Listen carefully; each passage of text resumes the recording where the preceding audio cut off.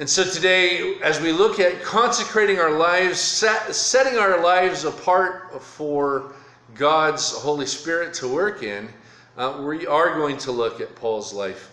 Specifically, 3 instances where, as he was in the course of living his life for God, he was essentially put on trial. He came before these rulers.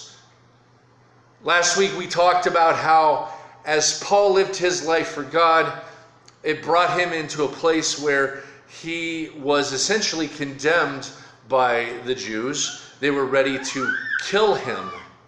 And a young man, his nephew, came to him and said, there's these guys who have decided they're ready to kill you. They have set themselves apart to do so. And he sends his nephew to the leader of the guard and says, tell him what you just told me. So he does. And the leader, the overseer of the guard goes, we're not having that.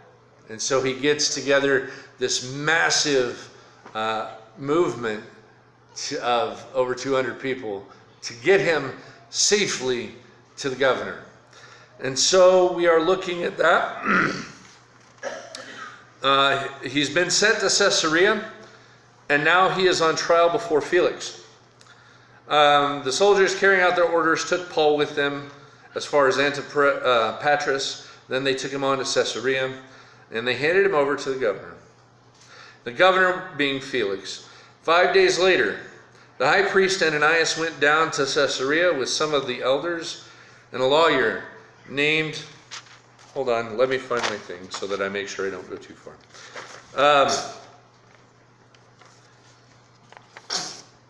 They went down to Caesarea with some of the elders and a lawyer named Tertullus, and they brought their charges against Paul before the governor. And then Paul is brought in. Okay, we're going to jump ahead because that's not actually where we were supposed to start. So he's standing before the governor, and he's got these accusers, right? And he comes to them, and he shares his story. And it says that Felix, starting in verse 22, it says, Then Felix, who is well acquainted with the way, adjourned the proceedings. When Lysias the commander comes, he said, I will decide your case.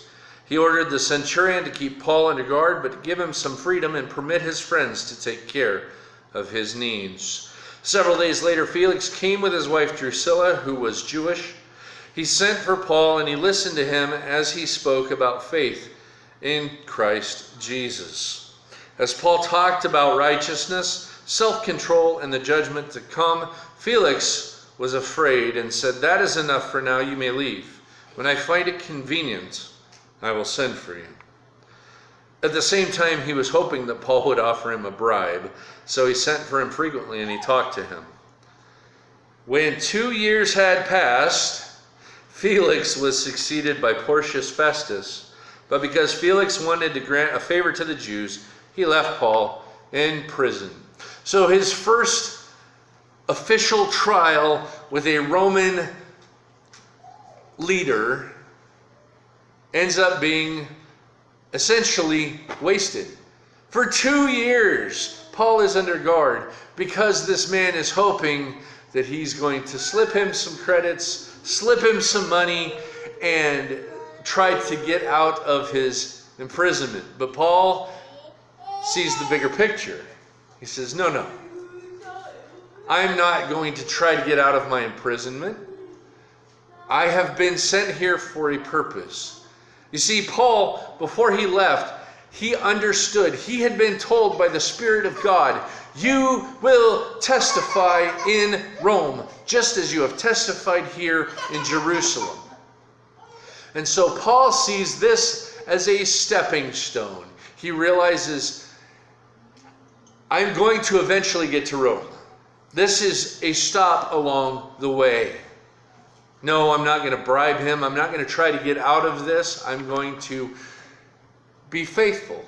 I'm going to give my testimony, and I'm going to tell the truth, to tell what I know to whoever will listen. Can you imagine being the centurion in charge of keeping Paul safe in the midst of this process? You already know 40 people have committed themselves to killing him. And so on one hand, you've got that pressure of these guys may try to come in and assassinate Paul. At the same time, Paul won't stop talking. Can you imagine being that guy? Yes, Paul, you've already told me that Jesus loves me. Yes, Paul, you've already told me about this and that and the other thing.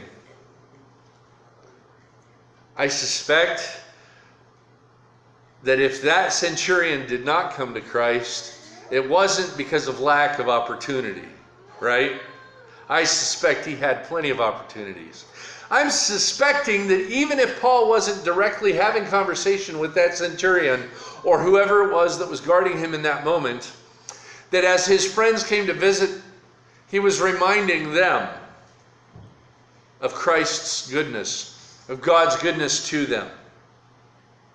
I suspect that whoever was on guard for those 2 years, because obviously it wasn't just one person, it would have rotated. You would have had different centurions in charge of keeping Paul safe. But he had plenty of opportunity to share the gospel, because that is what Paul's life was driven by. From the moment that Paul's eyes were opened to the fact that Jesus was the way, the truth, and the life, that is the message he preached. Any opportunity he had, he shared it.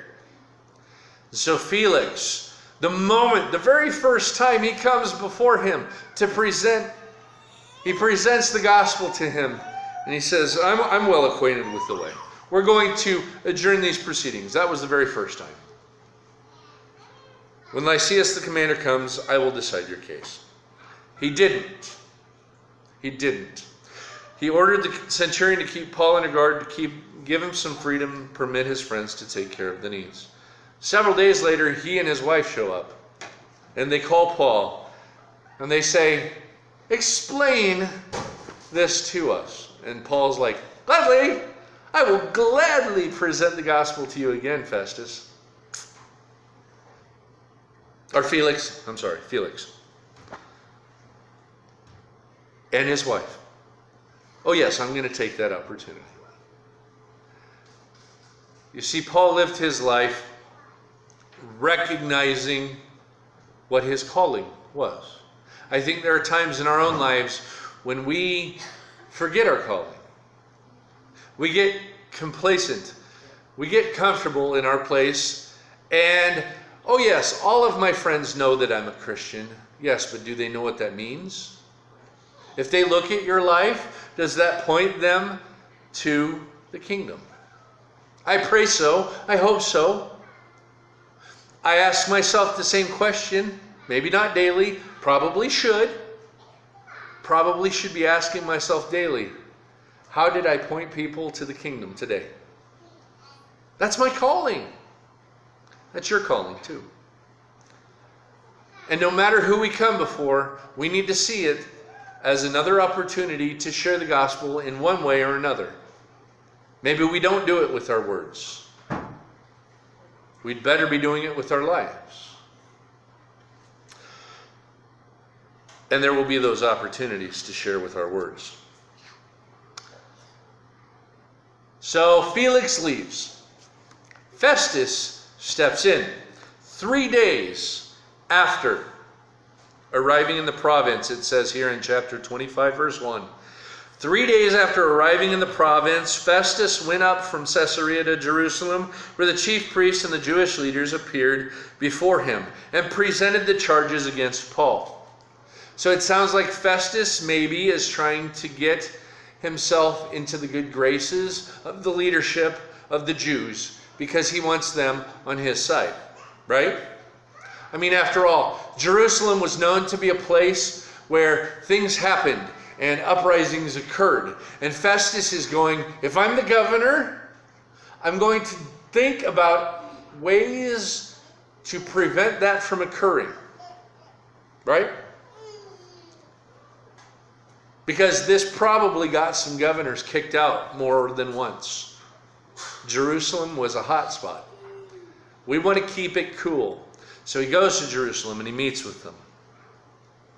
They requested as a favor to them to have Paul transferred back to Jerusalem. What's going to happen if Paul goes back to Jerusalem?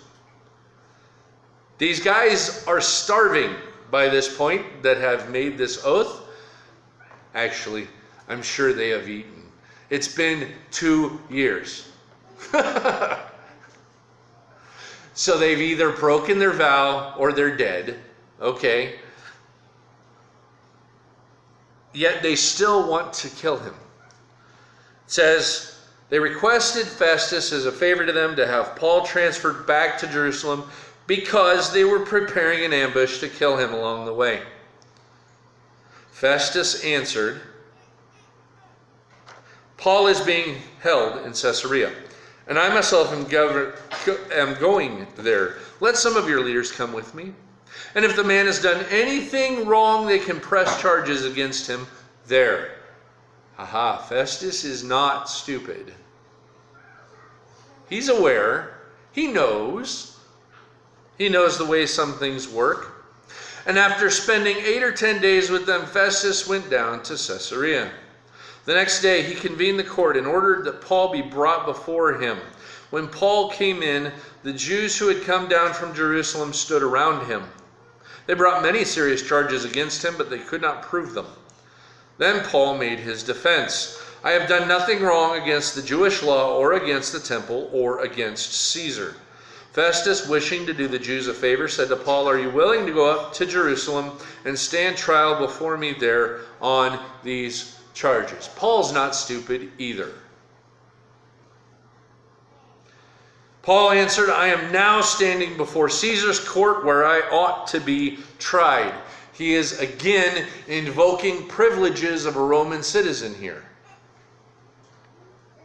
I have done nothing wrong to the Jews, as you yourself know very well. If, however, I am guilty of doing anything deserving death, I do not refuse to die.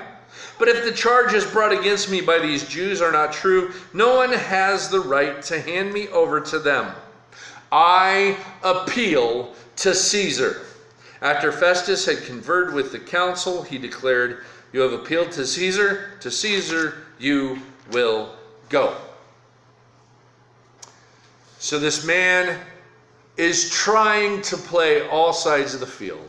Festus is trying to get into his pocket as many people as he can. Or maybe more accurately, he's trying to get into their pockets. That's probably a little more accurate. And put yourself in Paul's shoes at this point. You have been in Caesarea for 2 years. This has not been a speedy trial. You deserved a judgment long before now. Felix was just too weak-kneed to do it. Too corrupt, too greedy. So the responsibility shifts to Festus. Festus is trying. He's not been governor a month, and already he's got this decision. He wants to have the Jewish leadership from Jerusalem on his side. So he wants to give them what they are requesting. The problem is, Paul is a Roman citizen. He also has certain rights. And so he says to Paul, Festus says to Paul, would you be willing to go back to Jerusalem to face these charges there? He's still trying to do a favor for these Jews. Paul says, absolutely not. I am standing right here in Caesar's court. This is where you will deliver judgment, and if you won't, I appeal to Caesar. I am not going back to Jerusalem. Since you're waffling, since you're wavering, no. I appeal to Caesar. Now the governor has no choice. He can't waver anymore. He says, okay, you appealed to Caesar you will go. See, Paul hasn't forgotten. Paul hasn't forgotten what God told him 2 years ago. Paul hasn't forgotten that God told him, just as you have testified about me in Jerusalem, so you will testify about me in Rome. And Paul sees an opportunity. And he takes it. He says, Governor Festus, you're waffling, you're wavering. I'm not going to sit here 2 more years awaiting your decision. I appeal to Caesar. Oh yeah, I'm going to Rome. I am going to Rome. Festus tries to pass responsibility, and Paul doesn't let him. So then, Festus, a few days later, he's still not even a month in. King Agrippa and Bernice arrive at Caesarea to pay their respects to Festus, to congratulate him on this new position of authority. And he tells him of this situation. He says, Agrippa, I've got this guy here, Paul. You've probably heard of him. The Jews were here, and I tried to give them what they wanted. Actually, he doesn't say quite that. He's trying, of course, because King Agrippa is a Roman, what's the word I'm looking for? He's also trying to be in the good graces of Rome, right? And so, because he is king because of Rome's favor, right? And so he shows up, and so Festus and Agrippa were having this discussion. This guy, so Festus says to Agrippa, the last governor left this guy in chains. When I went to Jerusalem, the elders and the chief priests brought charges against him and asked for him to be condemned. I told them it is not Roman custom to hand over. No, you did not. You were going to hand him over. You were going to hand him over, but he appealed to Caesar.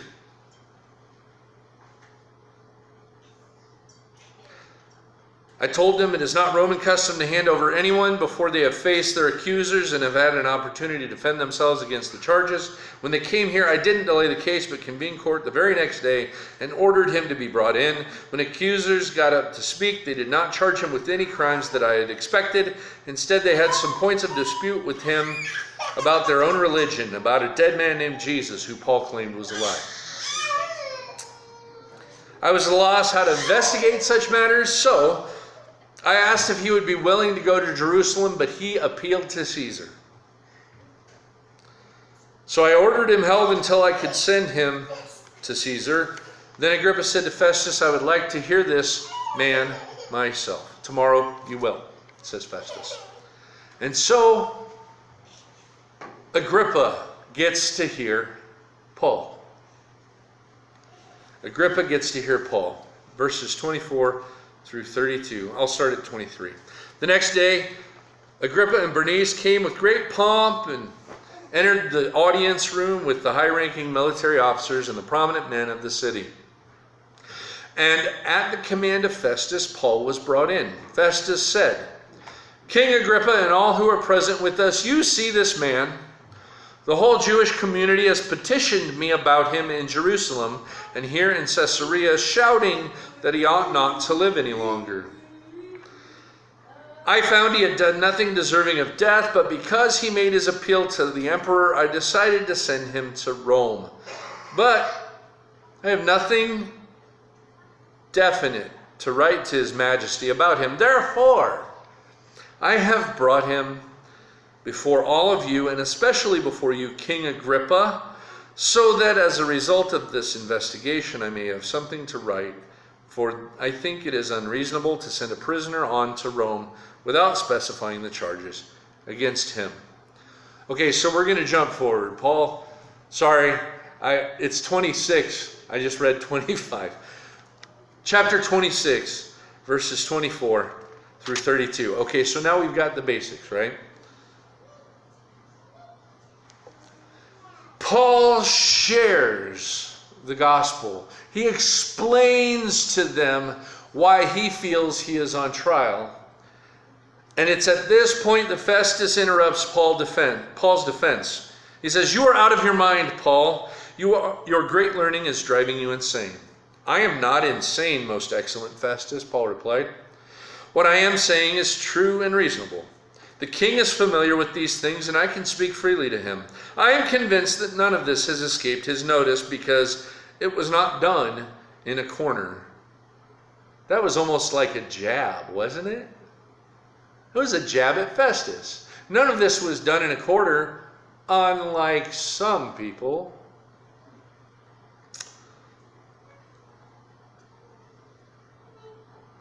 "King Agrippa, do you believe the prophets? I know that you do." Now I'm going to put you in a corner, Mr. King Agrippa. Then Agrippa said to Paul, "Do you think that in such a short time you can persuade me to be a Christian?" And Paul replied, "Short time or long, I pray to God that not only you, but all who are listening to me today may become what I am, except for these chains." The king arose, and with him the governor and Bernice and those sitting with him. After they left the room, they began saying to one another, "This man is doing nothing that deserves death or imprisonment." Agrippa said to Festus, "This man could have been set free if he had not appealed to Caesar." He could have been set free. But Paul knows. Paul's aware. Paul recognizes that he has this opportunity to go to Rome just as God had promised. And he's glad to take that opportunity. These three rulers were each presented with the gospel. They all had a decision to make, and none of them decided for Christ. There will be people that we have interactions with on a daily, weekly, monthly basis who we will have an opportunity to present the gospel to at one level or another. They might look at our lives and see how we have something they wish they had, and so they ask about it, and we tell them they have a choice to make, just like these three kings. These three rulers, the two governors and the one king.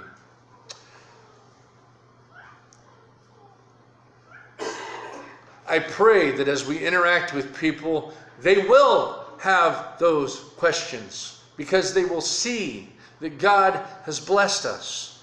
They will see that God has moved in our lives. When those situations arise, we need to remember our calling and share with them what God has done for us. I'm not saying that we need to walk up into a crowd and be obnoxious and be like, "You all need Jesus." I'm saying that as we interact with people on a daily basis, they are going to see things in our lives that is going to make them wonder, why are they different? They're going through painful things right now. Why do they have this joy? And we will get those chances to share with them. And I pray, it is my prayer, that as we share with those people what God has done in our lives, they will be compelled to come to him. But they won't always. 3 for 3 said no with Paul.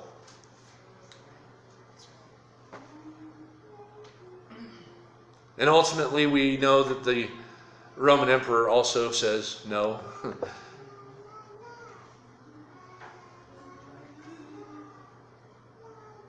There will come times in our lives when we look at that and we go, wow, how could you not accept the grace that has been extended to you?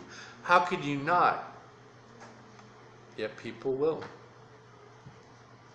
That's a reality. It doesn't change our responsibility.